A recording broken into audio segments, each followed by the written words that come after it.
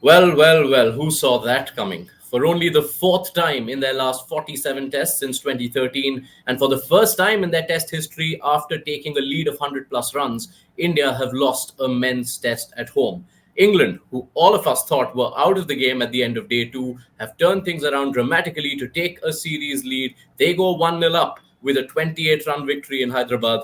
Welcome to ESPN Cricinfo Match Day as we look back on the opening test of this five-match series. Sanjay Manjrekar here to dissect all parts of that. But before we get into the game, Sanjay, this has been a stunning Sunday for Test cricket. We've seen West Indies, what they did at Gabba against Australia. We've now seen an England side who were as far out of this contest win in Hyderabad. Which of those two results is the more astonishing one for you?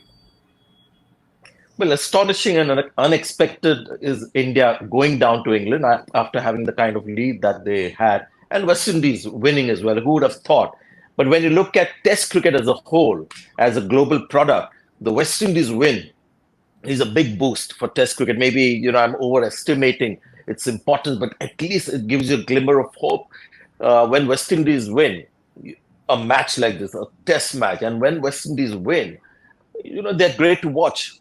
I mean, look at the finish, the 7 wicket haul from Joseph, typical West Indian style. It gave you a little bit of a glimpse of the past when West Indies were a great team. So I hope, this just takes that graph upward because Test cricket needs West Indies to do well.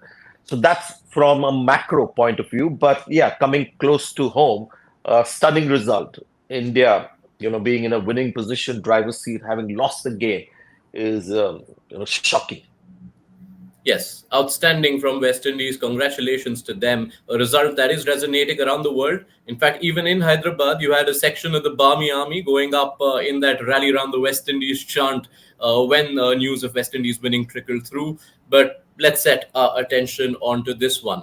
England began the day. They were leading by 126. They swelled that up by another 100 plus runs. You still thought India chasing 230. Not many, given the kind of bowling England had shown in the first innings, would have given England much of a chance. But let's go through that innings. Summarize that Indian batting effort for us, Sanjay. How did it all go so pear shaped? General assessment of India's batting performance would be that I think the pressure got to them. The pitch couldn't have changed so much where you've got one batter who's got almost 200 runs on that same pitch.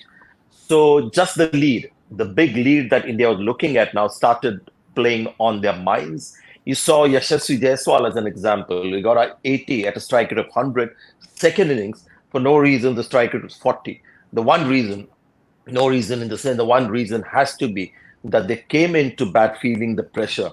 And that is where I think Rohit Sharma, we mentioned, had to do a job that Tendulkar did for many years, be that one batter to take care. Constantly talked about this batting unit being in transition, where you've got one, three, five important positions occupied by very young players trying to make a mark in Test cricket. So I think temperamentally, India were found wanting, and one of the main reasons that they lost the game.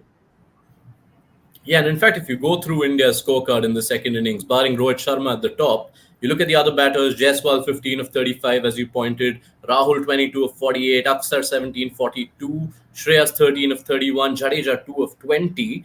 All the chatter around intent and approach was focused on the opposition camp. But the Indian batters, going as slow and as into a shell, put themselves in a hole that they were never really going to come out of on such surfaces. Yes, and I think it is something that I'm sure the team management will start pondering on. We saw India play superbly until the World Cup final. They lost an important toss, although the challenge there was greater. The quality of the bowling attack of Australia was greater. The pitch was tricky. But India once again erred on the side of too much caution.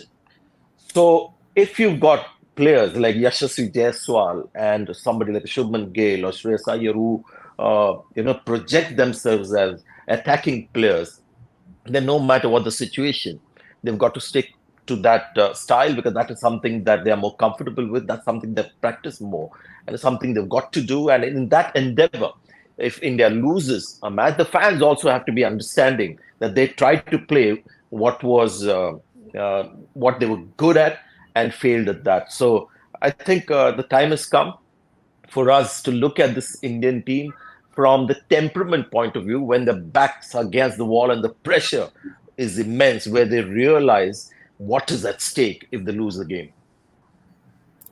If you look more technically, one major talking point through this game, especially the second innings of both sides, is the usage of the sweep and the reverse. You have dissected how well England went about it.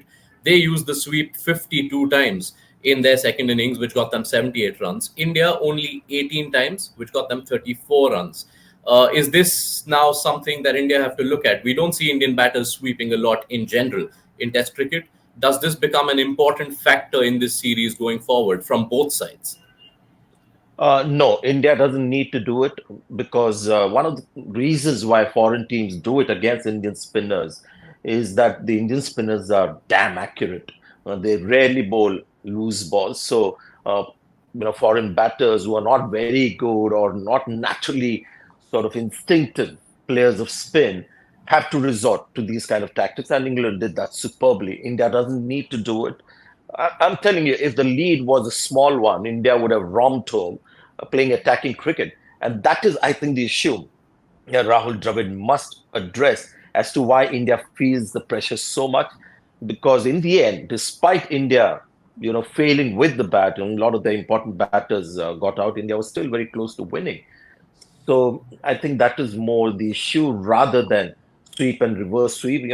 There are different ways people win matches over the years. We've had champions, and their strength used to be different with every champion. India need not replicate England, but I think they need to now focus on this vulnerability that has come that when they feel the pressure, some of their batters tend to play the opposite game.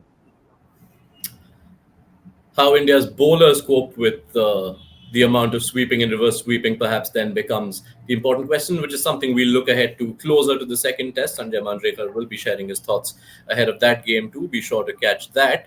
Let's talk about the England spinners though, Sanjay. A pack that we thought at the end of the first innings looked quite at sea, especially Tom Hartley, who's been the hero of this second innings. What changed for them that it changed, that the course altered as dramatically? Ollie Pope, he was the one who really, it's like the support wheels that you have for a bike. When is trying to learn to ride a bike, those support wheels just makes his job easier. And that is what Ollie Pope provided by that unbelievable innings. I mean, getting almost 200 runs, a lead of 246. And suddenly he had a Tom Hartley and a Jack Leach. Rehan Ahmed didn't bowl as much, but they just came in believing a lot more because there was cushion, there were the support wheels that they had. If the lead was just about 102, 103, India would have got them most likely in 25 overs. It also got Ben Stokes to be a little more, confident about his moves. And we saw the reason why Hartley was picked. He is one of those guys. He's not actually express quick in the spinning sense. He was in the mid 80s. But I just think the Indian batters let the pressure get to themselves, and that just made the job of the English spinners a lot easier. And that all had to do with Ollie Pope's inning that just gave the spinners all the support that they needed after the first innings performance. Yeah, and I guess that reflected itself even in the sense of electricity on the field. Pope himself taking those two catches for the first two wickets, and the captain who had a quiet game barring the first innings with that run out, which too was such a crucial moment in this game to remove Jadeja. And it's interesting actually when you see these moments, you realize which is champion team. And when Ben Stokes, it was an important run out at that stage of Jadeja, just sort of seals the game in a way. And it was a brilliant run out. Just that belief that they can pull something off like that and try and win the game, try to be better than the opposition. I'm going to liken that with the catch of Travis Head in the World Cup final very early in that match. Just goes to show that these teams are a little different. They won't be just laying down there and take things as they come. This team is up for a fight, and now we have a dangerous opposition to contend with the next four test matches, although the spin attack might continue to be a little bit of a worry. But I thought England showed some champion quality. Ben Stokes is a champion, thinks like a champion. But yeah, with that spin attack to win a test match. And in the end, it looked a very impressive win to watch as well. You've laid out the template which India will perhaps work on in terms of what the coach and the management tell the batters in the 4 days they now get before starting off in Vizag. What do you hope to see? I know you will discuss in more detail ahead of the game, but what are you expecting to see in Vizag from an Indian perspective and also from a pitcher's perspective? Can we expect them to turn more or less? Does it change?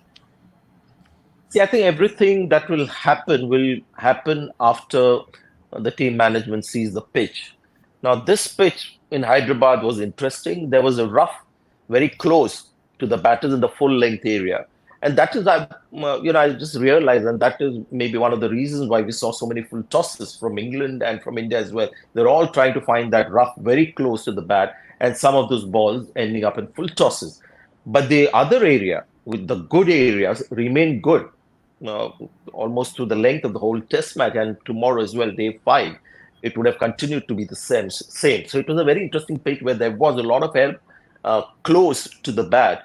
But apart from that, the rest of the area was pretty manageable, and that's why you saw, teams getting 400 runs. So that issue, I don't know how India will go about. They might want to address that in a way that the help is not just in one particular area. And yeah, they'll have to actually more than that, forget about the pitch and everything. Their spinners have to do a quick sort of refresher course on how to deal with batters who sweep and reverse sweep. Right then, lots to ponder then for the team management, lots to dissect, lots that is being dissected. Be sure to catch all the post-match analysis on the ESPN Cricinfo mobile app. Sanjay, we will thank you for your company through this test. Thank you. Look Thanks forward for to your having me. presence again ahead of the second test.